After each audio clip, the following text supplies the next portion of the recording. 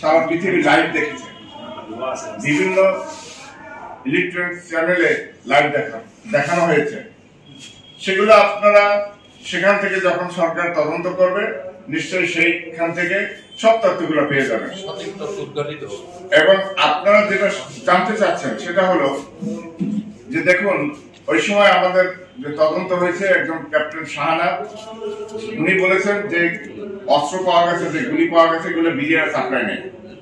এবং একটি গাড়ি অ্যাশ কালারের গাড়ি, যেটা বিডিআর সাপ্লাই নেই, সেই গাড়ি ভরে যারা হত্যাকাণ্ডের পরে যারা ওই গাড়ি কালো গ্লাস লাগানো এই গাড়িটা বের হয়ে গেছে এবং এই গাড়িটা সরাসরি এয়ারপোর্টে গেছে, ওখান থেকে ওই বিমান উড্ডয়ন করে ভারতে ল্যান্ড করছে। এটা আপনার সেখানে সাংবাদিকরা বলছেন। এবং আপনারা জানেন যে মনির সাহা এই ঘটনার পরে উনি লাইভ করেছেন এবং সে ব্যাপারে উনি কিন্তু পরবর্তীতে ওনাকে আর খুঁজে পাওয়া যাবে বহুদিন। এবং আপনারা জানেন সাগররুনি হত্যাকাণ্ড ঘটেছে, উনি কিন্তু এই বিডিআর ঘটনাটা জানতেন। বিষয়টা হলো যে আমরা ওই সময় পিলখানায় যারা ছিলেন 2-4 জন ছেলেরা বলছিল যে আমরা নিজস্ব অফিসার চাই। তারা কারা? তাদেরকে কিন্তু খুঁজে পাওয়া যাচ্ছে না, তারা তাদেরই লোক, এইগুলা বলা হয়েছে। আসলে বিষয়টা হলো যে এগুলো একটা পরিকল্পিত হত্যাকাণ্ড যেটা আপনারা শুনছেন। এবং আমরা মনে করতেছি এবং দীর্ঘ 16 বছর ধরে আমরা যা জানছি, আমরা বিডিআরদের সাথে কথা বলে যে এদের বিডিআর এর সাথে সম্পৃক্ত নয়, এটা পরিকল্পিত হত্যাকাণ্ড। এবং তখন একটা ফ্যাসিস্ট সরকার তাদের নীল নকশা বাস্তবায়নের উদ্দেশ্যে দীর্ঘমেয়াদী ক্ষমতা থাকার জন্য আরেকটা বিডিআর বাহিনীকে আরেকটা রক্ষী বাহিনী তৈরি করার নীল নকশা ছিল তাদের ভিতরে। আচ্ছা, একটা শেষ প্রশ্ন করতে চাই, ওই সময়টাতে পিটের ভিতরে এই ঘটনার সময়টাতে আসলে ওই সময় যারা কথা বলছে মিডিয়ার সামনে তাদেরকে খুঁজে পাওয়া যাচ্ছে না, তারা বিডিআরে নাই। উনি কোথায়?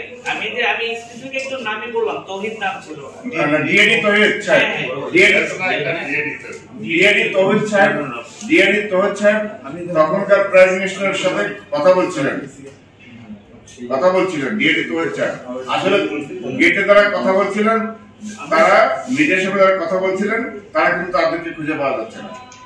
আর তখন সেই সময় সেনাবাহিনীর ভূমিকাটা তো সেটা আমরা ওই ব্যাপারে বলতে পারবো। সেনাবাহিনীর ভূমিকাটা কি ছিল, রাষ্ট্র কি করছে, সেনাবাহিনীর প্রধান কি করছে, সেটা তারা বলতে পারবে। আমরা এটা একটা অত্যন্ত জটিল প্রশ্ন, উত্তর দেবে সরকার। সেনাবাহিনী কি করছে? সেনাবাহিনী তো খুব মাধ্যমে আজকে জাতিকে, সেই সাথে বাংলাদেশ সরকারের এখন কর্ণধর যারা আছেন তাদেরকে আমরা একটা সুস্পষ্ট মেসেজ দিতে চাই যে তৎকালীন সময়ে 2009 সালে 25 এবং 26 ফেব্রুয়ারিতে যে পিলখানা হত্যাকাণ্ডের নামে যে অবৈধ একটা নাম দেওয়া হয়েছে, এটি মূলত আসলে পিলখানা হত্যাকাণ্ড নয়, এটি কোনো বিদ্রোহ নয়, এটি মূলত একটি হত্যাকাণ্ড। এই হত্যাকাণ্ডটি তৎকালীন সরকারের আমলে এটি আসলে একটি পুরোপুরি একটা চক্রান্ত, যেটা বাংলাদেশকে নস্যাৎ করার জন্য একটা চক্রান্ত ছিল। যে চক্রান্তটি শুধু আসলে সুদূরপ্রসারী একটি চক্রান্ত ছিল। আমরা যদি এটা বলতে চাই, আপনারা বিভিন্ন পত্রপত্রিকা এবং মিডিয়ায় দেখেছেন আজকে এই 5ই আগস্টের পরে, ছাত্র আন্দোলনের পরে যে সকল বিডিআর বাহিনীতে যে সকল অফিসাররা ছিল তাদের উদ্ধৃতি এবং যে সকল সেনাবাহিনীর অফিসারের সন্তান এবং তাদের ফ্যামিলিরা ইতিমধ্যে বিভিন্ন পত্রপত্রিকা এবং মিডিয়াতে যে সকল বিষয়বস্তু আপনাদের কাছে তুলে ধরেছেন, এই জায়গার বিশ্লেষণ করে যদি আমরা বলতে চাই যে তৎকালীন এই সময়ে যে ঘটনাটি ঘটেছে মূলত এটি আসলে পরিকল্পিত হত্যাকাণ্ড ছিল। এই হত্যাকাণ্ডটির বিষয়টা অনেকেই আলোকপাত করেছেন যে তৎকালীন স্বৈরাচার সরকার মূলত তার 75-এর তার পিতা হত্যার এই প্রতিশোধ নিতে এসেছিলেন। শুধু এইটাই নয়, তিনি তৎকালীন 6-7 সালের যে আর্মিদের প্রতি তার ক্ষোভের জায়গা থেকে তৎকালীন স্বৈরাচার সরকার এই ঘটনাটি ঘটেছে। শুধুমাত্র এটি নয়, বাংলাদেশ আর্মিকে তথা বাংলাদেশকে একটা অস্থিতিশীল রাষ্ট্রে পরিণত করতে চেয়েছেন। শুধু সেটি নয়, এটি উনি অস্থিতিশীল রাষ্ট্রে পরিণত করে এবং এই পরিণত অস্থিতিশীল রাষ্ট্রটি মূলত এই বিডিআর হত্যাকাণ্ডের মধ্য দিয়েই রাষ্ট্রকে একটা অরাজক পরিস্থিতিতে তারা নিয়ে যায়। ইভেন এই যে বিষয়টা আমরা ইতিমধ্যে আপনারা আপনারা অনেকে জেনেছেন যে এই জায়গায় আপনারা মিডিয়া এবং পত্রপত্রিকা অনেকেই জানেন যে তৎকালীন সময়ে এই ঘটনাটি ঘটনার জন্য কাদের কাদের নামও এসেছেন। ওই সকল অফিসাররা ইভেন এই 24 ফেব্রুয়ারি পর্যন্ত 24 ফেব্রুয়ারিতে পিলখানার ভিতরে যে সকল লিফলেট বের করা হয়েছে, লিফলেটগুলো বিতরণ করা হয়েছে, সেই লিফলেটগুলো তৎকালীন সরকারের ঘনিষ্ঠভাজন তাপস এবং নানক তাদের নাম এসেছে, তারা এগুলো হত্যাকাণ্ডগুলো ঘটেছে।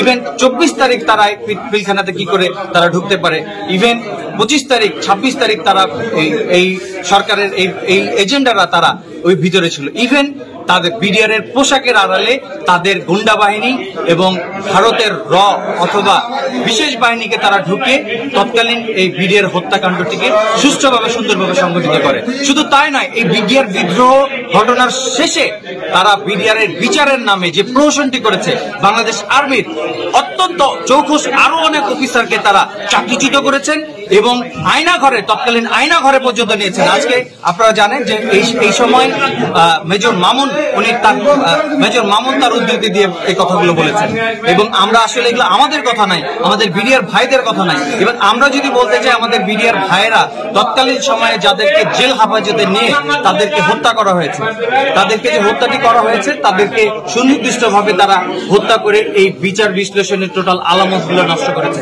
এবং তৎকালীন সময়ে আমাদের বর্তমান প্রধান স্বরাষ্ট্র উপদেষ্টা স্যারও এখানে ছিলেন, যিনি অনেক বিষয়গুলো জানেন। তৎকালীন সময় ওনাকেও বিচারের যে সঠিক তদন্ত, সে তদন্ত রিপোর্ট পর্যন্ত তারা বানচাল করেছেন এবং শারীরিক রিপোর্টগুলো আর্মি অফিসাররা যারা রিপোর্টগুলো তৈরি করেছিলেন সেই রিপোর্টগুলো তৎকালীন স্বৈরাচার সরকার ফেলে দিয়ে নষ্ট করে তার প্রহসনের বিচার এবং প্রহসনের আদালত তৈরি করে এই বিচার বিদ্রোহের বিডিআর বিদ্রোহ তো নয়, এই বিডিআর হত্যাকাণ্ডের এই সকল আলামত তারা নষ্ট করে দিয়েছে।